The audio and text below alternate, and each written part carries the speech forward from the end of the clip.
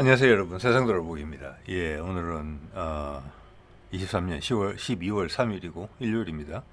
자, 휴전 기간이 끝나고 가자 지구에서 전쟁이 다시 시작됐죠. 그래서 이스라엘이 미국의 기대와는 조금 다르게 예전과 같은 방식으로 즉 민간인 지역을 구분하지 않고 공격을 가하기 시작한 것 같아요. 지금 하루 만에 한 200명 정도의 아마 사망자, 대부분은 민간인이라고 봐집니다. 라가 난 것으로 돼 있어요. 새로운 국면으로 전개가 됐고, 이제는 주변에 팔레스타인을 지지하는 아랍 세력들이 그리고 다른 세계 여론들에서 조금 더 한 단계 더 높은 어떤 행동에 관여가 있지 않을까, 아마 이런 이제 생각이 들죠. 자, 휴전 기간 동안 미국의 제안이 효과가 없었다. 일말의 기대가 있었거든요. 사실 미국이 이제 멘트를 봤을 때는 뭐 돈은 돈대로 지원해주고 군사 장비는 군사 장비대로 무기도 지원하는데 대신에 민간인 피해가 최소화되게 해라. 예. 그리고 가자 지구에서 팔레스타인을 쫓아낸다는 생각하지 마라. 이런 것들이었는데 그런 것들조차 지금 무시가 되고 있다. 예, 그래서 명분이 친팔레스타인 계열로 조금 더 넘어갔다. 뭐 이렇게 볼 수 있어요. 예, 예. 자, 이 관련된 사실관계를 좀 몇 개 소개드리고 제 생각도 좀 덧붙여 말씀드려 보겠습니다. 자, 이거는 뭐 초기 이게 아마 그쪽 시간으로는 금요일 새벽 휴전이 이제 종료되자마자 바로 공격이 시작돼서 몇 시간 만에 지금 한 60명 정도가 사망을 했다는 이야기가 지금 나오는 기사고요. 그 다음 요거는 이제 또 몇 시간 더 지나서 178명, 24시간 동안 뭐 지금 한 200명 정도라는 그런 이제 기록이 나오고 있어요.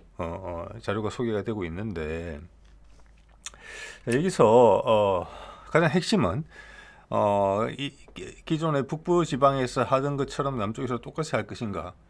자, 남쪽에서의 지금 공격은 왜냐하면 북쪽에 있는 팔레스타인 수십만 명을 남쪽으로 피난을 가게 만들어 놓은 다음에 그래서 지금 가자지구 내부에서도 북쪽에서 내려온 수십만 명이 지금 난민 생활을 이미 하고 있는 와중에 공세를 북부에만 멈추지 않고 남부까지 번지게 한 거거든요.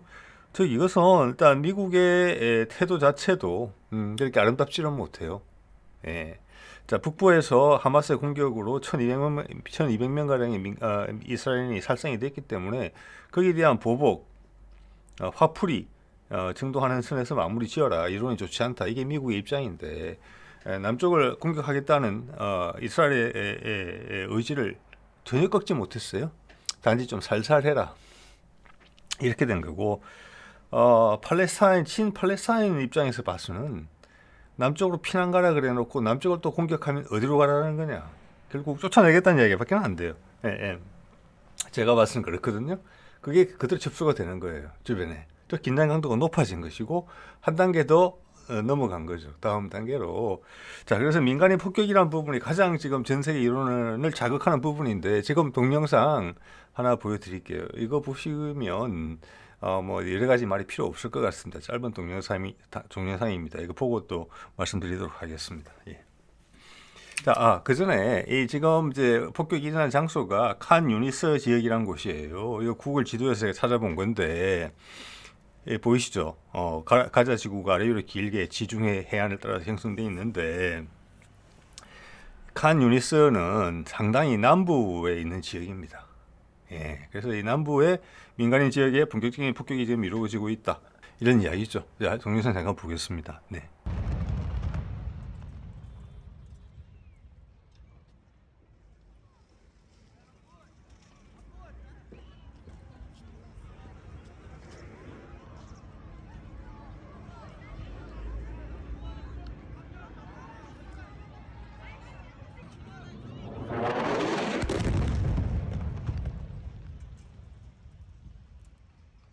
تعال تعال تعال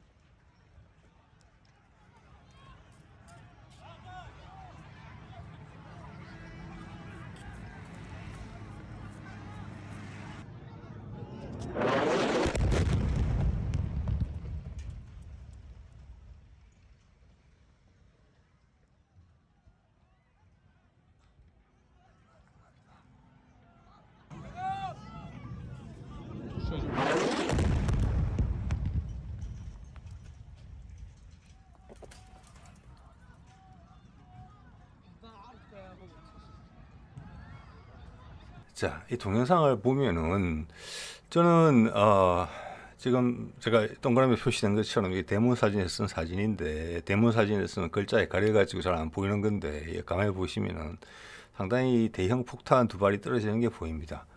지금 봐서는 한 5에서 한 7, 8층짜리 아파트 건물로 보이는 건물들이 똑같은 건물들이 쭉 나란히 서 있는데 우리말로 하면 아파트 단지인데 옛날 주공 아파트 단지 비슷한 그런 규모인데 그 한 발에 그 큰 그 건물 한 채씩 없어지는 것 같아요. 붕괴되는 것 같습니다. 자, 이런 거는 상당히 좀 보기 힘든 장면이어서 제가 여러분하고 공유를 하고 싶었다는 생각이 들었고 또 하나는 어, 우리 한반도도 이 세상 어디보다도 긴장 관계가 높은 곳이잖아요. 군사적으로. 그래서 서로 긴장이 악화되면 서로 양쪽으로 다 험한 말들을 하죠. 그런데 지금 가자 지구에 폭격에 많은 문제가 생기는 이유가 이 조그만 서울의 한 3분의 2가 채 안 되는 면적인 걸로 제가 알고 있어요. 기억이. 여기에 200에서 250만 명의 사람이 살고 있어요. 인구가 엄청나게 밀집해서 살고 있다는 거예요. 예. 그런데 우리가 서울의 3분의 2면 우리 서울 인구가 1000만인데 3분의 2의 면적이라고도 쳐더라도 우리 같은 경우는 이 면적에 7, 800만 명이 살고 있는 거예요. 6, 700만 명이. 그렇죠. 예, 6, 700만 명이 살고 있는 건데 가자 진구보다 밀도가 훨씬 더 높아요. 예, 2배, 3배 높죠. 3배 가까이. 3배, 4배 참.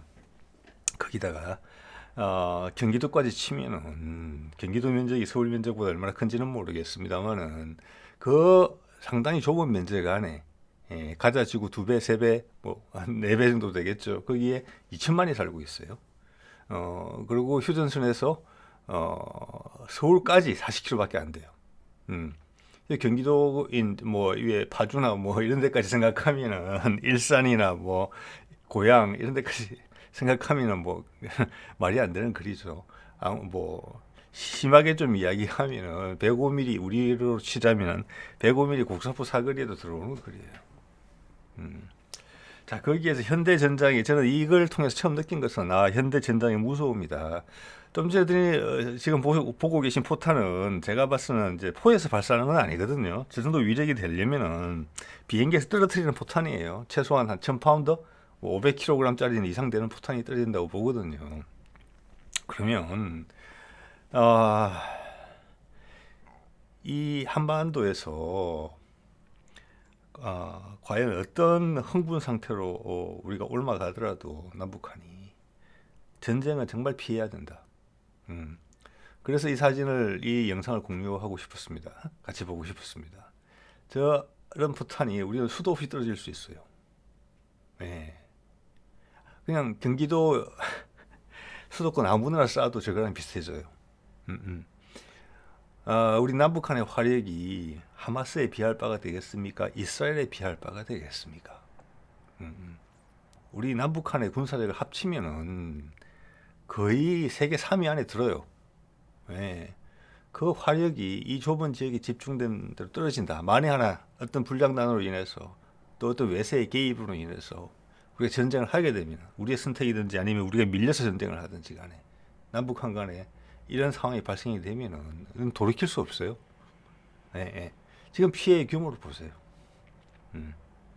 저런 피해가 우리한테 발생한다고 보세요. 건물 한 채 우리는 보통 아파트 15층인데도 요즘 짓는 거. 그래서 그런 어떤 무서움이라는 것에 대해서 남쪽과 북쪽이 다 한번 생각을 해봐야 된다. 우리가 전쟁을 한번 더 하게 되면은 공멸하는 것이다. 자, 우리가 특수부대를 보내서 북한의 지도부를 살상하든지, 북한이 특수부대를 보내서 우리의 지도부를 살상하든지 간에 남북한 간에 이런 감정이 골이 깊은 상황에서는 전면전 상황이 될 수밖에 없어요. 아무리 단기간이라도. 그런 피해는 불보듯 뻔해요. 예. 그리고 지금 보시면 아시겠지만 엄청난 피해가 발생할 거예요. 지금 가자지구 뭐 민간인 피해 지금 16,000명, 뭐 17,000명 이러고 있잖아요. 그거보다 훨씬 더 많은 숫자의 사망자가 그거보다 훨씬 짧은 기간에 발생할 수 있는 조건을 갖춘 나라가 여기예요. 자, 그래서 이 미국이 참 어떻게 보면은 뭐라고 할까 좀 위축된 모습, 그리고 안절부절하는 모습이 보여요. 이 기사 제목 보세요. 예. 야, 휴전 종료 책임이 하마스에 있다. 다른 책임도 아니고 휴전 종료 책임이. 예. 지금 이제 하마스 같은 경우에는 제가 본 지금 자료들을 보더라도 기사들 보더라도 여자와 어린애들은 지금 다 풀어줬기 때문에 더 이상 인질 교환할 게 없어요. 그거 알고 있었거든요. 그래서 휴전 종료가 예상이 됐단 말이에요. 예. 그러자 이스라엘이 본격적으로 공격을 했고 미국도 알고 있었고 오케이 한 것이고 오케이를 했는지 뭐 끌려간 건지는 모르겠지만 가자지구 남부의 공격은 이미 알고 있었던 것이고 문제는 북쪽에서 하는 행태를 이스라엘군이 남쪽에서도 보여주느냐 이건데 이 휴전 협정이 종료된 걸 가지고 책임이 하마스에 있다.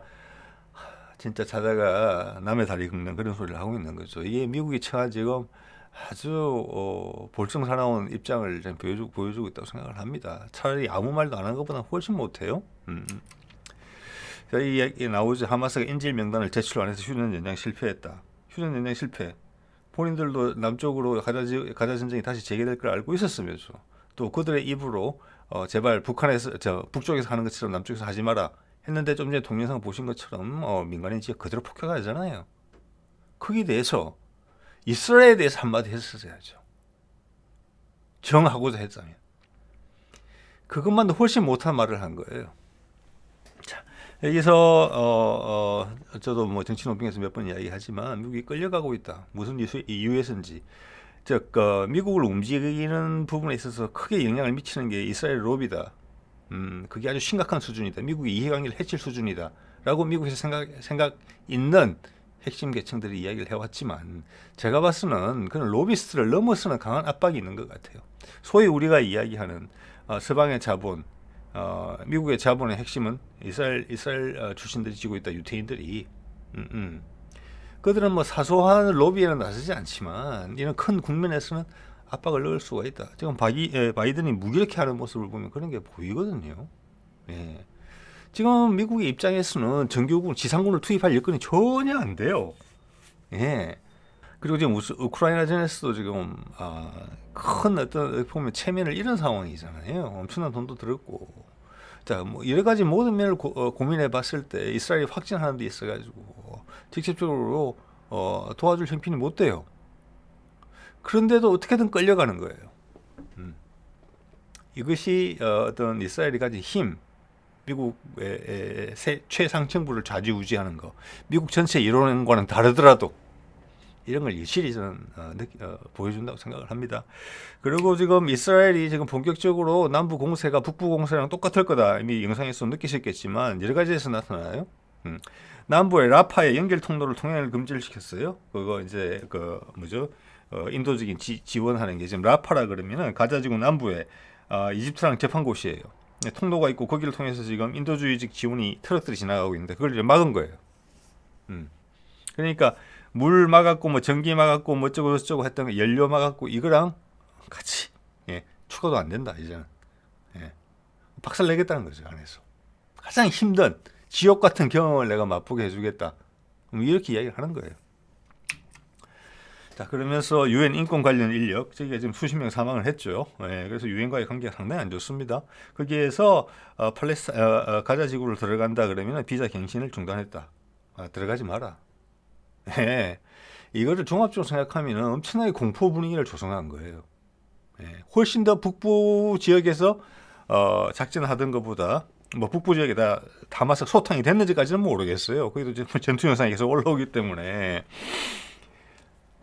남부 쪽으로 작전을 확대하면서 뭐 미국이 말리건 말건 세계 이론은 이렇게 되든 저렇게 되든 그거 갖고 무관하게 강도를 훨씬 높인 거예요 지금 이게. 내 갈 길은 가되 더 크게 간다. 꿈도 꾸지 마라. 이 세상에 나를 말릴 수 있는 곳은 아무도 없다.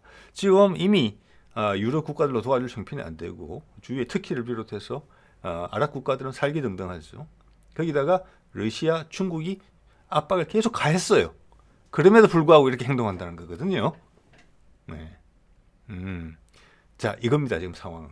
제가 봤을 때는. 자, 그러자 미국 여기에 대해서 상당히 언짢아하는 부분이 있다.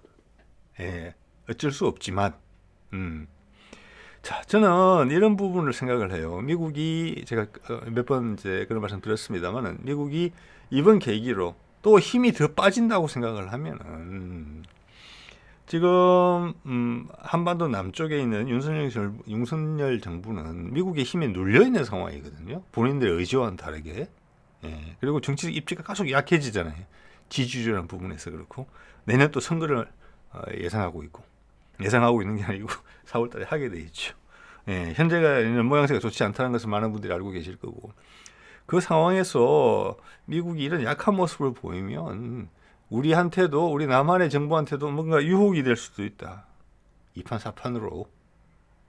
예. 그게 미국의 힘이 빠져나가는 것의 한 뭐 증거다, 신호다. 뭐 결과적으로 그래 볼 수도 있겠죠. 분명히 유혹을 느낄 수 있다. 이런 어떤 경계심에 대해서 한번 말씀을 드려야 되겠어요. 자, 그래서 저렇게 하자. 미국이 뉴욕타임스에서 이런 기사를 냈어요. 이스라엘이 하마스 공격을 1년 전부터 알고 있었다. 정확하게. 예. 자, 이거는 네타냐후를 공격할 수 있는 계단을 놓는 거죠. 지금 징검다리를 디딤돌을 놓는 거예요. 예. 그러다가 네타냐후가 조금 힘이 빠지는 것처럼 보이면은 너 왜 이랬어? 미리 알고 용인했구나. 예? 그래서 이스라엘 국민이 네타냐후한테 책임을 물어야 된다. 이런 여론을 확 전파시킬 수 있는 그런 디딤돌을 놓은 거예요. 이것이 미국이 상대 어떤 자기 우방국들의 집권자들을 괴롭힐 때 쓰는 방법이에요. 그래서 우리 김건희 논문조사 작년 8월 달에 낸시 펠로시 면담을 거부하고 미국과의 관계가 갑자기 악화됐을 때 그때 한동훈 조카 연세대에서 부정에 관련돼서 조사가 들어갔고 김건희의 학위에 대해서 숙대, 석사, 국민대, 박사에 대해서 논란이 일었었죠. 아마 바로 거기 계속 윤석열이 항복하지 않았으면 아마 계속 밀어붙였을 거예요. 그거랑 네타냐후 이런 거랑 비슷한 거예요. 어떻게 보면. 그래서 흘리는 거예요, 이걸. 자, 요 정도밖에는 못 하고 있어요. 그렇지만 이것이 말해주는 것은 미국이 불편해한다 지금 네타냐후 행동에 대해서. 그런데 이렇게밖에 말은 못한다. 이걸 대놓고 비난할 정도는 못 된다. 미국의 입장이 오히려 아무 상관없는 하마스를 지금 욕을 하는 뭐 이런 것이 미국 현재 모습이다. 이렇게 이해하시면 될 것 같아요. 좀 옹색하죠. 네.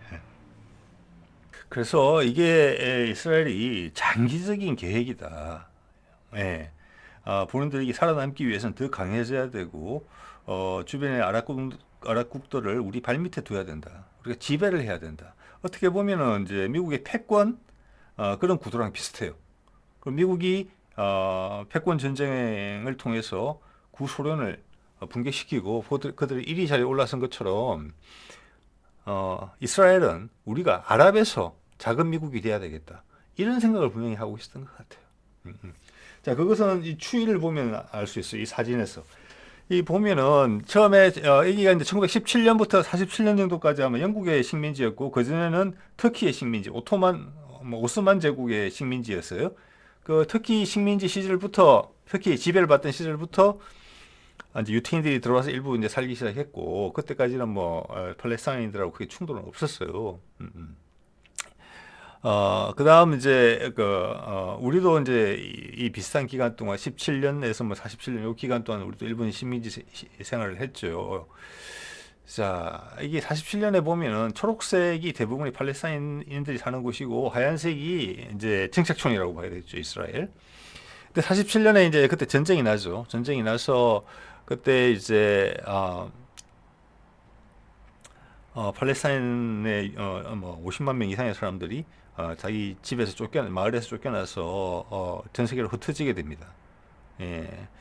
그래서 그때 보면 하얀색 이스라엘이 나라가 건국이 되고 이제 가자지구를 포함하는 왼쪽 그리고 레바논 국경에 있는 북쪽 그리고 웨스트뱅크 지역으로 팔레스타인들이 이제 좁혀져요 위치가.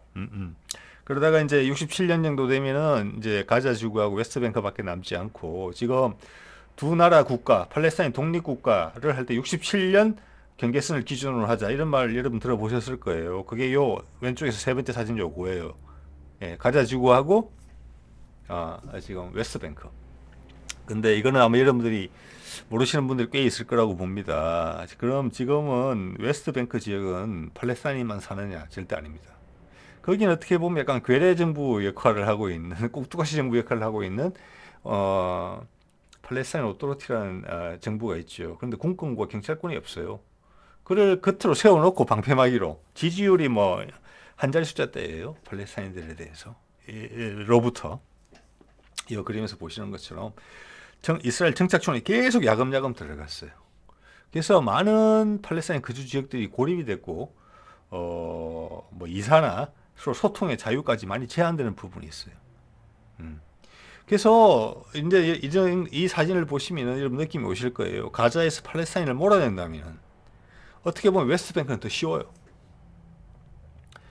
자, 그러면 이스라엘 진영을 전체를 이스라엘 거주 지역으로 만들고 팔레스타인들을 쫓아낸다. 그러면 하마스의 위협으로부터 없다. 위협은 전혀 사라진다. 이게 우리의 방식이다. 이스라엘의. 이게 이스라엘 생각이에요.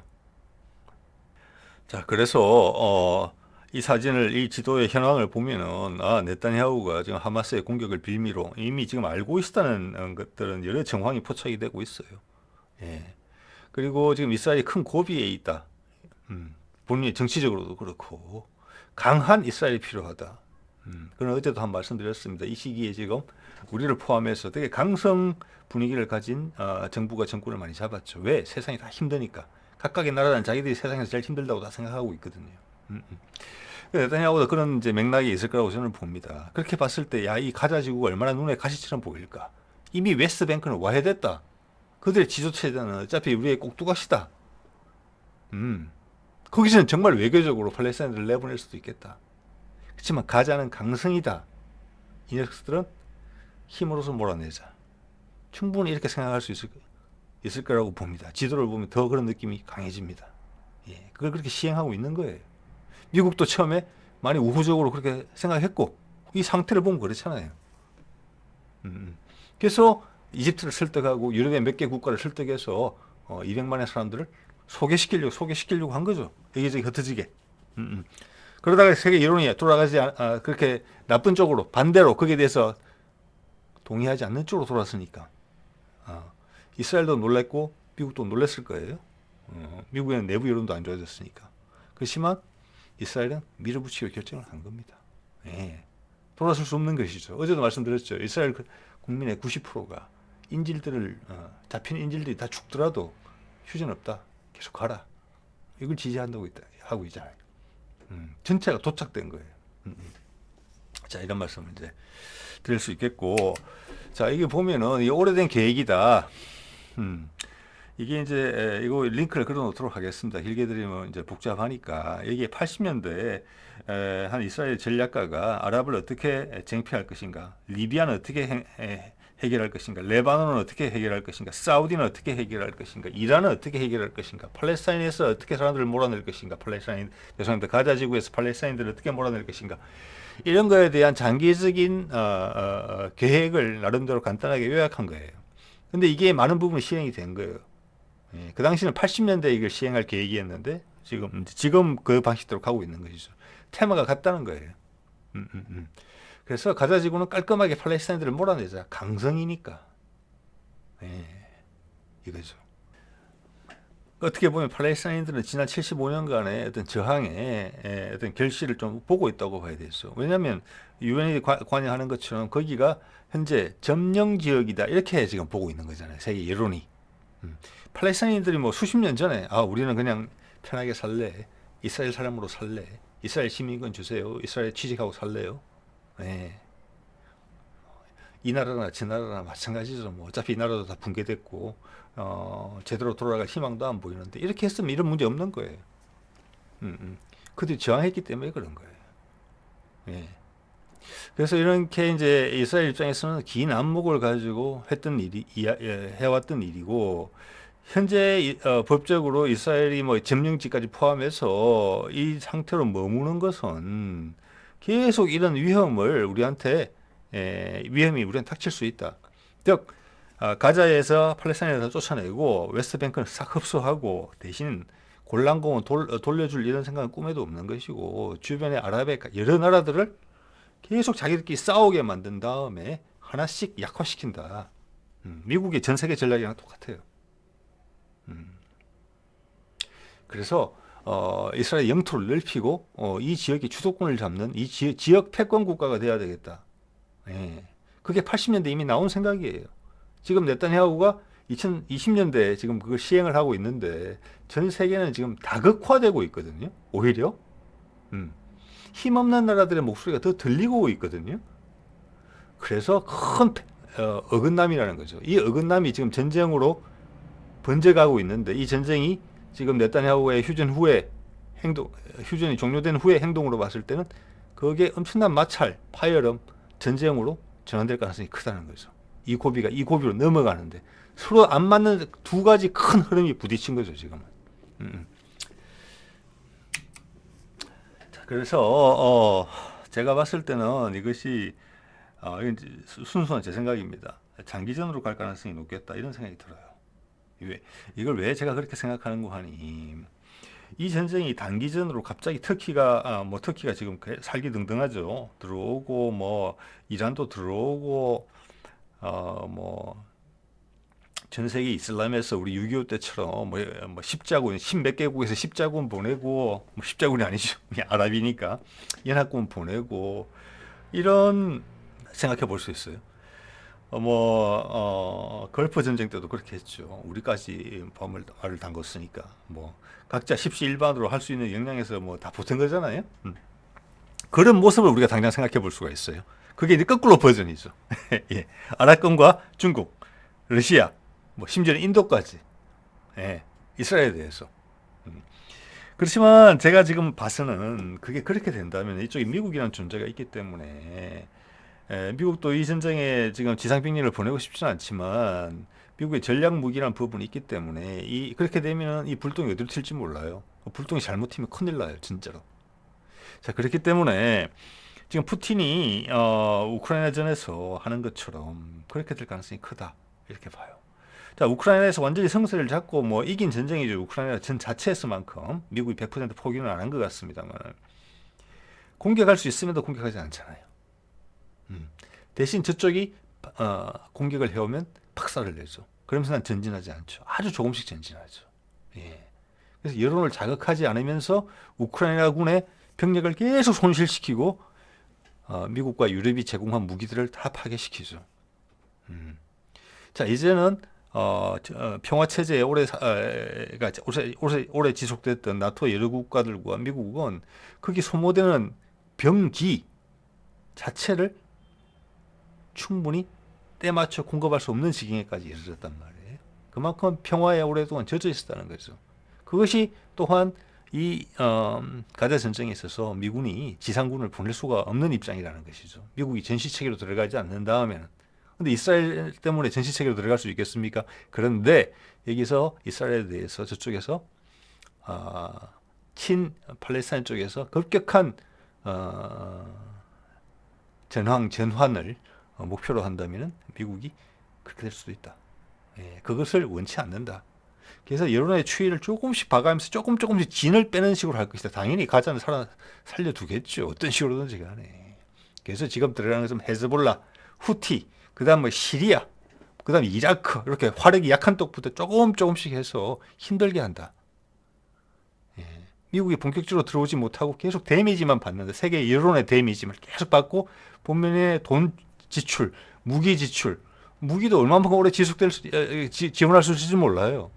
또 우리한테 와서 포탄 팔아달라고 그렇게 요청할지도 몰라요. 예, 제가 말씀드렸죠, 얼마 전에.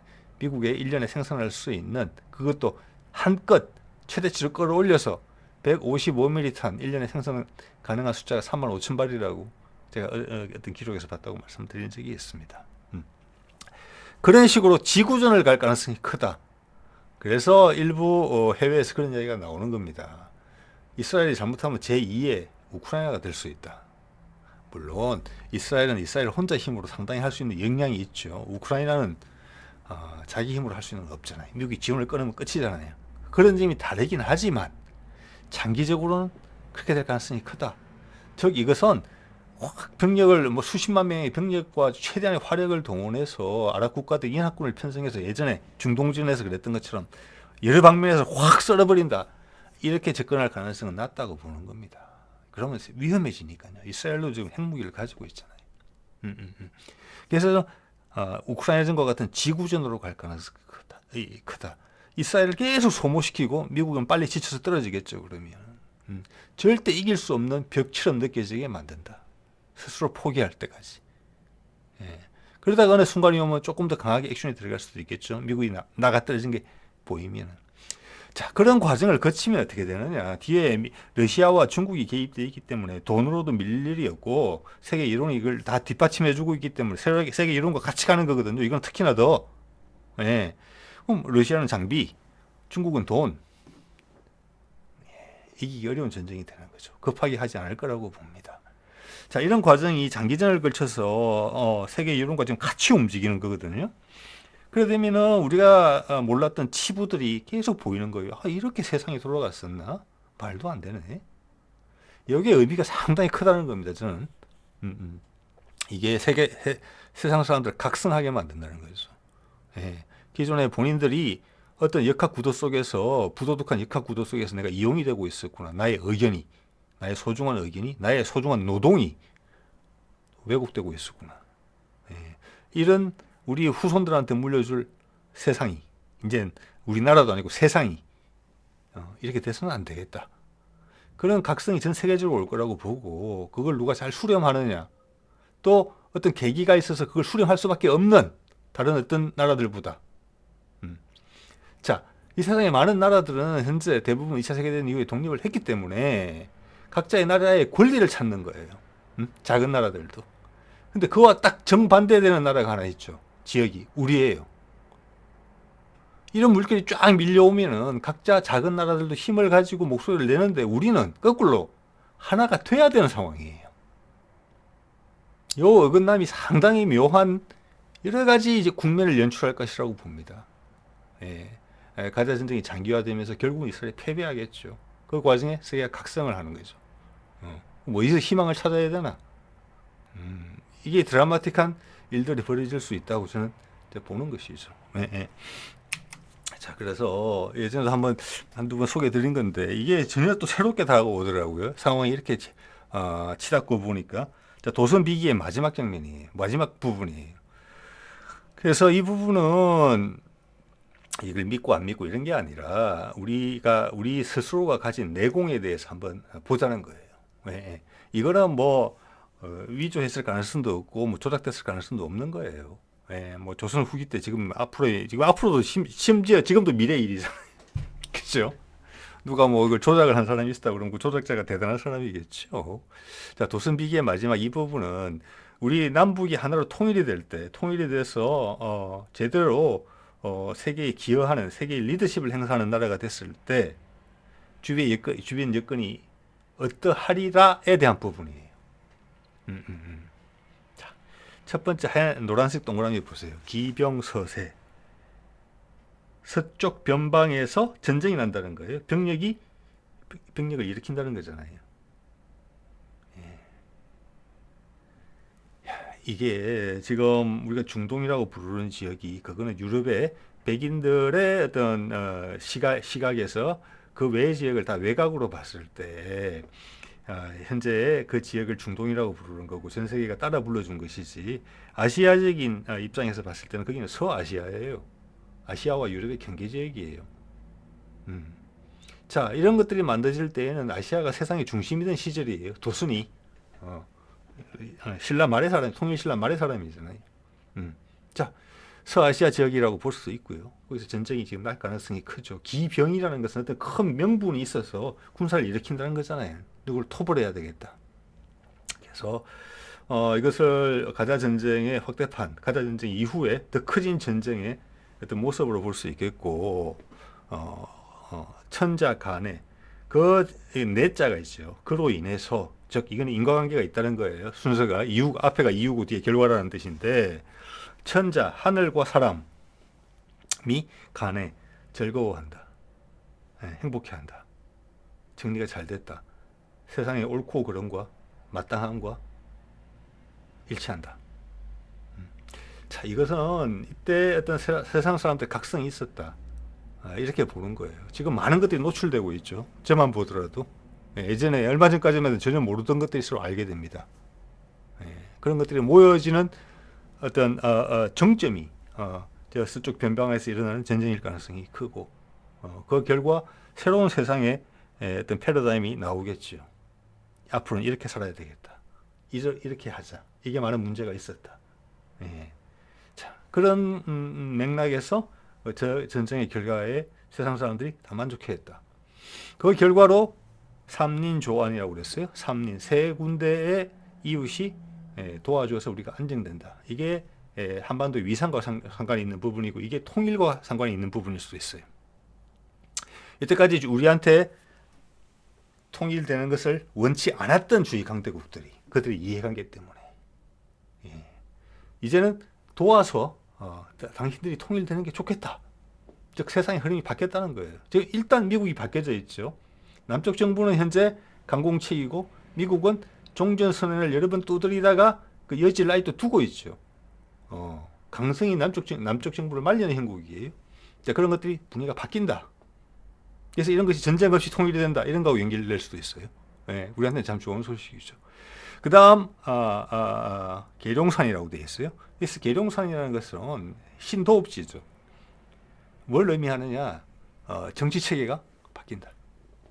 새로운 정치 체계가 등장한다는 부분이고 삼자존안 이것은 이제 여기서 삼자라는 것은 서로의 다른 생각들 소위 이제 전통적으로 이야기해오던 뭐 유교, 불교, 선교, 뭐 기독교까지 들어갈 수 있고 우리 동양에서 삼자라는 것은 포괄적이에요. 단지 세 개라는 게 아니고 그래서 뭐 삼자라고 하는 것은 기본적으로는 동양에서는 핵심 사안이 그거죠. 이 3이 왜 우리한테 좋은 숫자로 비춰지느냐. 우리 조상들의 생각은 이렇습니다. 우리 인간이 존재하는 데 있어서 필요한 조건들이 세 개다. 뭐냐. 태양이 있어야 되고 양이죠. 달이 있어야 되고 음이죠. 그 양이 번갈아 가면서 비추면서 영향을 주고 받아서 그 역동성으로 생명을 만들어낸 지구 또는 나. 그래서 3입니다. 1, 2, 3. 그래서 조건이 갖춰진 즉 모두가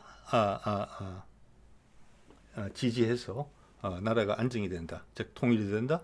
그리고 새로운 정치체계 계룡산 그것을 제시한다. 그게 한반도라는 뜻이에요.